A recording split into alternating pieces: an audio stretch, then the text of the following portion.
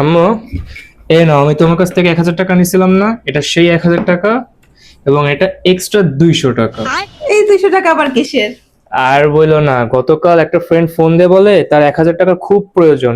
আমি বলছি অবশ্যই দিব, দিব না কেন, কিন্তু একটা শর্তে, তুমি 200 টাকা ইন্টারেস্ট দিবা। তো 1,000 টাকা দিয়ে 200 টাকা লাভ হয়েছে, মোট 1,200 টাকা। আচ্ছা না, আর এটা পেয়ে তুমি খুব খুশি তাই না? অবশ্যই খুব খুশি।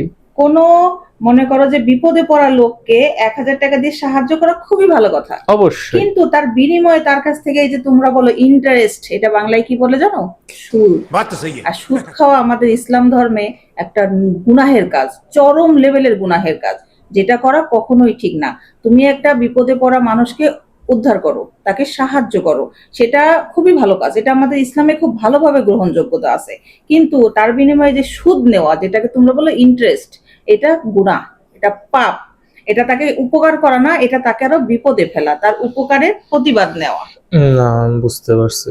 দাও, 200 টাকাটা দাও। এটা তাকে ফেরত দিয়ে আসবা অবশ্যই এবং ফেরত তাকে দিয়ে আসবো। বলবা যে আমি দুঃখিত, আমি বুঝতে পারি নাই, এজন্য কাজটা করে ফেলছি। অবশ্যই আমি ফেরত দিয়ে আসতেছি এক্ষুনি।